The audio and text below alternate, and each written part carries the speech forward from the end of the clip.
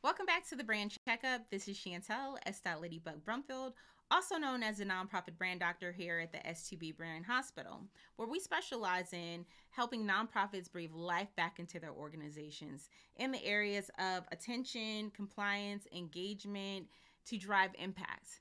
So, these brand checkups were really created for nonprofit leaders, no matter where you are on your journey, no matter if you're starting, you're stabilizing, or scaling. If you have landed, you're hearing my voice, you have landed in the right place where we are discussing what we have identified as the 12 essential areas for nonprofits to successfully sustain an epic nonprofit. We say epic because we want you to be ethical, profitable, informative, and customized in your approach.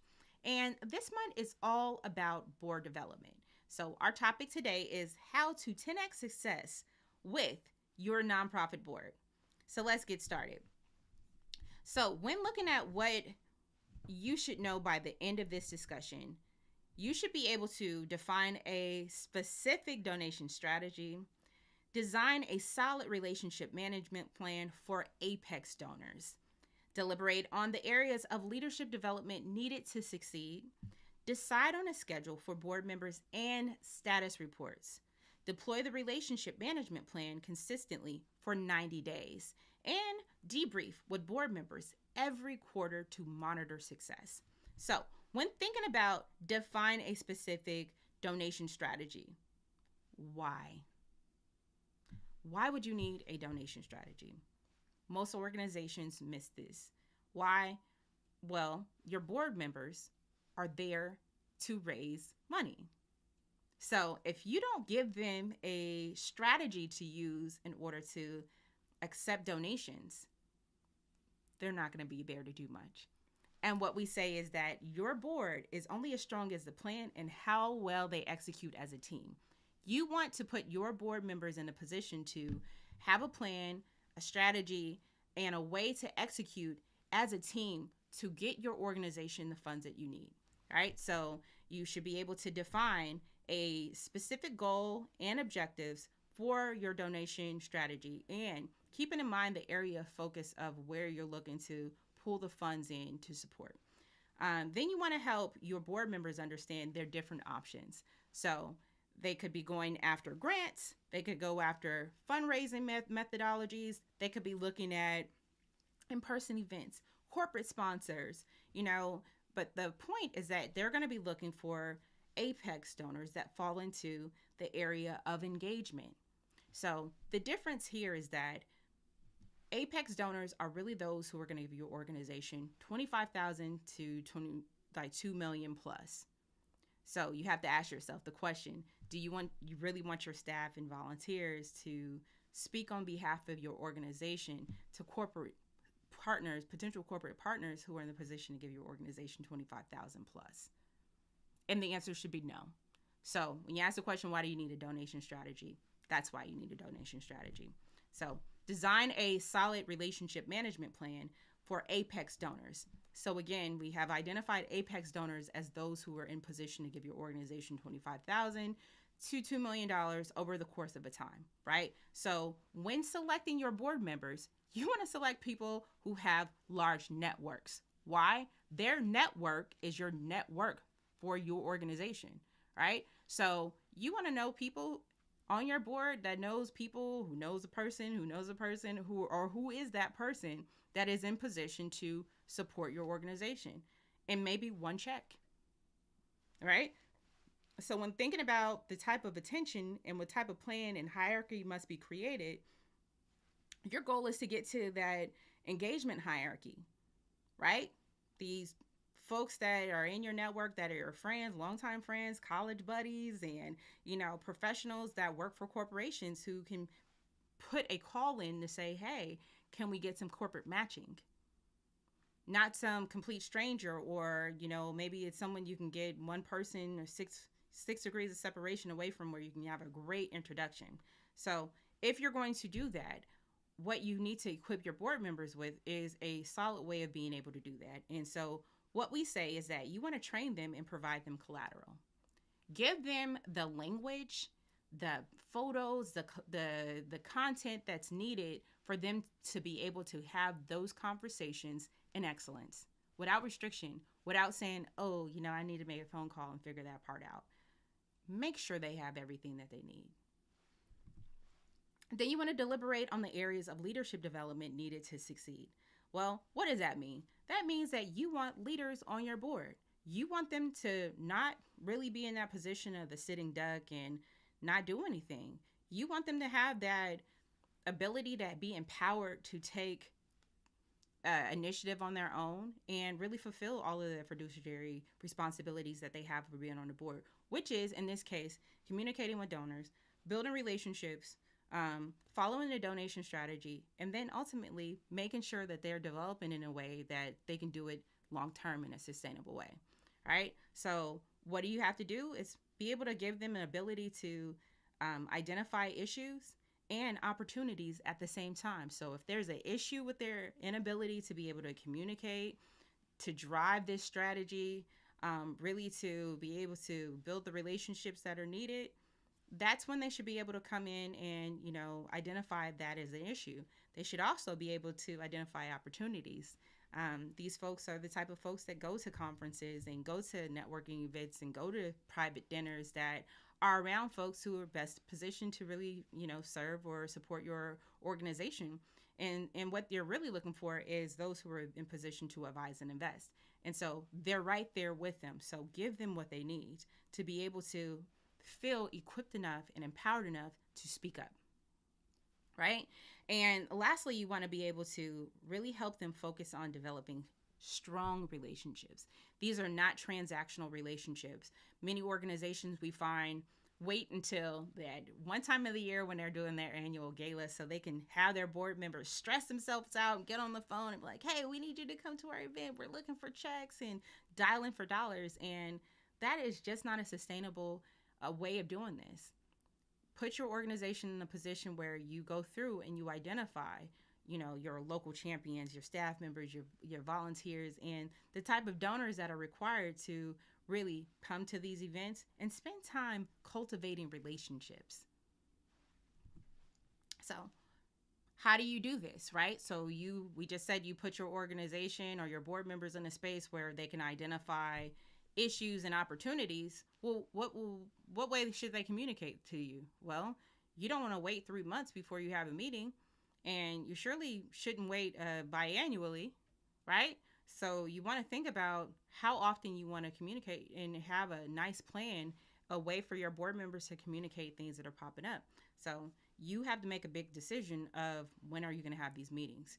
And what we say is what we measure, we master. You want to have a team of master fundraisers, right? And to do that, I would suggest you have meetings every month, right? There shouldn't be this lag and delay in time of what you're doing. It should be top of mind, top of brain, of making sure that they're actively talking about the value of the organization, sharing those collateral pieces, and putting your organization in a space where you're building really strong relationships to a point that the relationships are even built. Those people are so excited that they're sharing the information with their network, and you watch the ripple effect happen, right? So you must choose really a schedule of how often you're doing this. So if you want to have your board meetings, every quarter, at least have check-in meetings with, short committees every month to make sure you maintain. And the reason why you want to do this is that you want to have your year planned out ahead of time to understand what your responsibilities are going to be on the board. So if they're on the board, they should know they're having a meeting every month. They should know that when they're at these meetings, they need to bring 3 to 5 contacts and, make sure they have their reports ready, talk about the issues that they found, look at opportunities that pop up, make a vote, and get moving. Okay?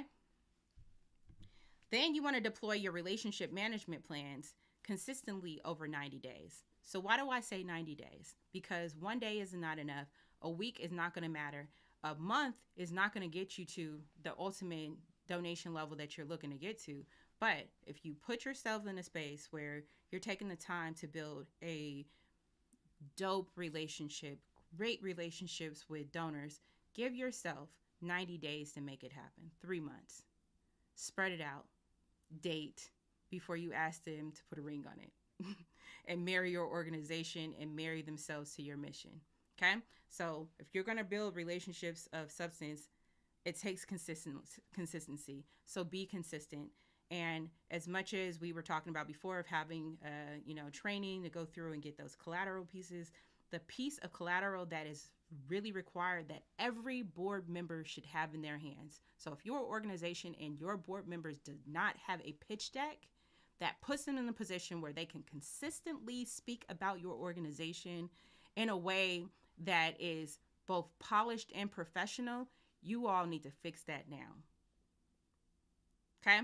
Because what it's going to do is high level. Remember, you're going after people who are going to be giving your organization $25,000 to $2 million. You want to look like you're worth the money. So put the money and invest the time into getting a pitch deck that really serves your organization and really helps put your board members in the position where they are able to go out and seek those dollars and bring those donations in a clean, professional way and really have your organization operating like a well-oiled machine where your board members are fundraising machines, okay?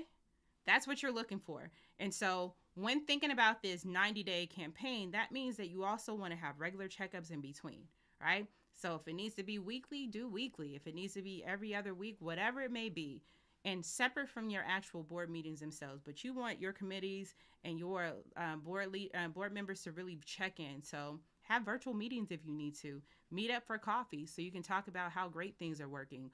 Or sometimes it may be a case where you may need to have like an in-person meeting where you do a tag team of, being able to bring a donor in. Do that.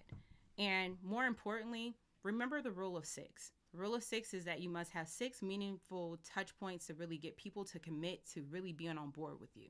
So while you may have the personal relationship, or your board member may have a personal relationship with the person that they're trying to pull in as far as a potential donor, it's great to set up a time where you can have a phone call. You can send an email where it's an email introduction where they can set up a time with somebody else on your board. It could be a mailer where you're sending something and you want to set up a call, like call them like, hey, did you get the information that I sent you? Great. I would love to talk to you about it. We have some really great things going on in the organization and we love to chat. Can we have coffee? When you have coffee, bring another board member with you so you both could be zealous and talk about the great things that are going on and get this person excited too. Okay? And lastly, you want to make sure you debrief with board members every quarter to monitor your success. Why do you do that? Because as we said before, what is not measured, you don't master. So you want to master everything. So take the time to measure your success and master it so that everyone on your board can master it and you all operate as a team.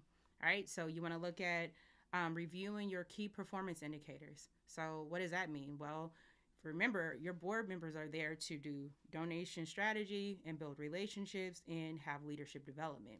So at any point, if there's communication, consistency, we want to look at what the communication consistency looks like. We want to look at fundraising efforts. We want to look at donor relationship development. What are you doing in between to make sure these relationships are happening? Because if it's working here, it can work there. And what you do now can take you there and take you over, right? And so staffing culture, looking at how well things are working. Like, are those tag teams working if that's what you do? Are the phone calls? Is it, the pitch deck that is being printed out and, or presented virtually? What's working? Talk about it. Then you want to debrief about potential issues that are popping up, right? Where you look at, okay, well, we're having an issue here. Maybe this is an innovative solution that we can utilize moving forward. And take the time to do that in the meeting. So if it's something personal that has to do with personalities and people aren't getting along, you take that outside and have a private meeting. Do not do that in your board meetings. It's not going to work. So if you all have any questions of anything we discovered, because we're coming at the end of our time, I invite you to click the QR code here or visit us at thebrandhospital.com. And then if you're interested in having a more one-on-one time with our professionals here at the Brand Hospital, where you want to be on a journey with us and have your own checkup, we call it the Epic Brand Checkup, please sign up and let us help your organization get on track to build an epic nonprofit. This is Chantel, S. Ladybug Brumfield, and I am signing out.